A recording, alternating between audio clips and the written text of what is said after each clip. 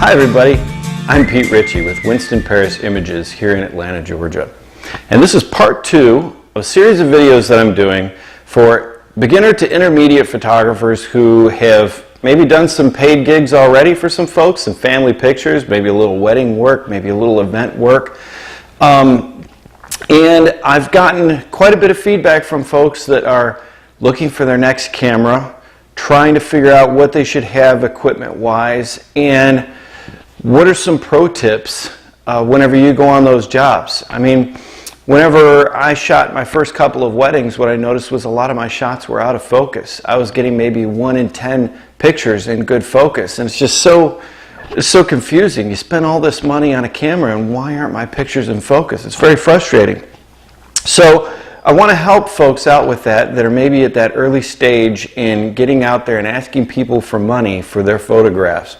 So in part 1, if you haven't watched part 1, I encourage you to do so. In part 1, we talked about why, if you have a basic Canon DSLR that's been made in the last 6-7 years, there's nothing wrong with that camera. You can go out and shoot professional jobs, ask people for money for your work. This camera is good enough. This is the Canon Rebel XS that we talked about in the last video, but you might have a Canon XT, Canon XTI, Canon T1, T2, T3, T4, T5, or all the I versions of those cameras. Canon's made a lot of them. What we established in the first video is, number 1, Canon has used the same focusing systems in the Rebel line of cameras, and even in some of their pro models. The 20D, 30D, 40D, 50D, 60D, and the 6D all have the same 9-point focusing system. Now someone might correct me on that and say there's an 11-point focusing system out there, and they would be right. So I'm going to go ahead and concede the point to all the commenters in the video. There's a 9-point and there's an 11-point. At the end of the day, none of it matters, because I'm going to start out this video with a pro tip, a professional's tip. Now, I want all the professionals to turn off the video now, because you're going to get irritated with me, because you're going to say, well, I used to do this, but sometimes I don't do it. Screw you, okay? This is what every professional does until they decide to do differently, okay? This is a very important tip. This camera right here, 9 focusing points. If you have a Canon camera, if you want to look up a video on how to switch your focusing points, how to choose your own, please do so. This is not a tutorial on how to choose your focusing points, all right? All I want to tell you is you only need 1 focusing point, and that's your center focusing point. And in the 9-point or 11-point system that Canon has, the center focusing point is what they call a cross-type focusing point. What does that mean? Don't worry about it. It means it focuses a little bit better in low light, because it reads contrast both vertically and horizontally. Do you know what that means? No, neither do I. Who cares? The center focusing point is the one that you want. You need to set your camera on center focusing point and forget about it. That's the point that we're going to use going forward. What you're going to do is what they refer to as focus and recompose. So when you take your camera, you're going to focus on whatever it is. It might be off center, it might be someone's eye. You always want the eye in focus. It might be a tree up in the corner this way or that way. But we're going to focus on that point, we're going to hold the button down halfway, and we're going to recompose. Because we want that to be in focus, but our composition is here. Focus, recompose, and shoot. There's a lot of videos that you can look at. There's a lot of articles you can read. So go do your homework. Not here to do that for you. Use your center focusing point, focus and recompose. That's something you need to learn. Everybody has done it for decades. That's how it's been done. Some new autofocus systems are out there. I've got one of them. This is one of my new babies. This is the Sony a6000. This thing is almost smart enough to know what I wanted in focus. But you know what? A Canon DSLR is not smart enough to know what you wanted to be in focus. They'll try to fool you. They'll try to convince you, well, we have sport mode. Let's put it in sport mode. And if I put it in sport mode, it'll sometimes get the right thing in focus, sometimes not. Let's not chance it. Use your center focusing point, focus and recompose. That's, if you take nothing away from this video, focus and recompose. Go do your homework, read all about it. Okay? Now, I promised you also in part 1 that we're going to take this camera. I'm going to tick some people off in part 2, okay? I'm going to tick some people off. So if you're one of these folks, I apologize in advance, but I don't really mean it. But I'm going to tick you off. This camera is good enough to go out and shoot a professional job. Somebody's wedding, somebody's family pictures. Recently, I took this very camera and I shot an ESPN personality. I shot a Heisman Trophy winner with this camera, and I didn't feel self-conscious at all. You know why? Because this camera, whenever I did that job, looked like a professional camera. And I'm going to tell you, your camera needs to look professional. And every tool I'm going to show you over the next couple of minutes is a practical tool that you need. So remember, we said in the first video, don't go out and spend $400 or $500 on a new camera. Here's where I want you to spend your $400 or $500. First thing, I want you to go out and spend your money on this. This is a vertical battery grip for your camera. It's practical, but it also tells people this is a professional camera because it looks different than Aunt Betty's camera that she was using.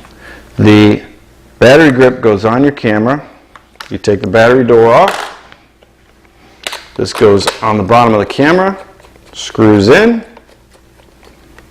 and now all of a sudden you've got a camera that looks a little heftier, a little bit more professional, but it's practical too. This battery grip holds 2 more batteries, so on the job we're going to be able to shoot about 1,000 images without changing our battery. Also, it duplicates the shutter controls that you have up here, so that whenever you go to take a vertical shot, you've got another shutter button here, and you've got your autofocus buttons back here as well. This is really important, and once you have one, you'll never go back. And this is the part where I'm going to tick people off. Whenever I see folks out taking family pictures or even second shooter at a wedding, and they're using a body that doesn't have a vertical grip on it, I know immediately that's somebody who is in the early stages of photography and probably shouldn't be getting a check for that job. I'm sorry. That's just how I feel. Because if they had gotten involved in professional photography gear and knew the benefits of using it, they'd have a vertical battery grip. Because what it tells me is, one, if they're just out there shooting with a Digital Rebel, they can shoot about 300 to 400 shots, maybe 420 shots with that battery that they brought with them. Makes me wonder, did they bring another battery? Is that battery fully charged? I don't know. But if I see them with a battery grip, I know that they got 3 batteries in that camera, and this thing's ready to go for the entire job. Most professional jobs that I've shot with a battery grip on it, I never need another battery. As long as I leave the house with this battery grip, I'm ready to go. Also, it keeps you from going like this. This is terrible. Don't do this. You do this. This is your vertical shots. Vertical battery grip. Okay?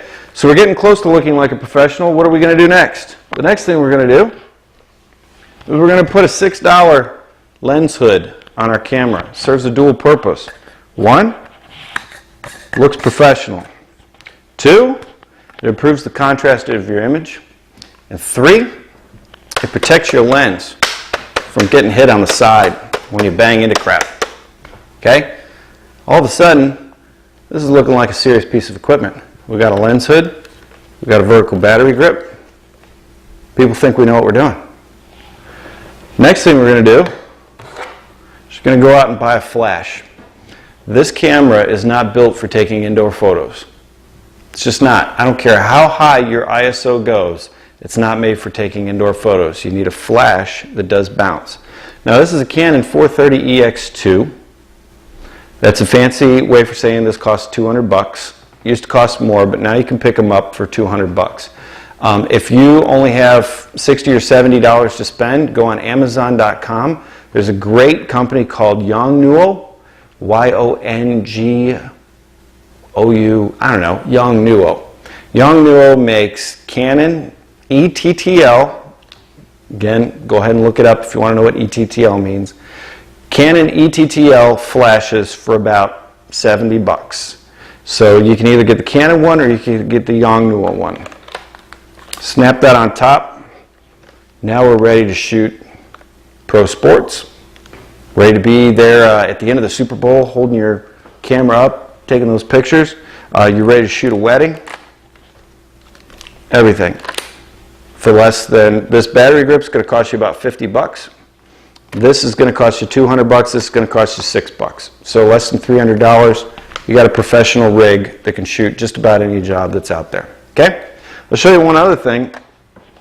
Everybody who has a Canon camera, Nikon Canon, Pentax camera, whatever Canon camera you have, you need to have the 50 millimeter 1.7, 1.8 lens, okay? It's going to cost $100 no matter what camera system you have. $100 is about what that lens is going to cost.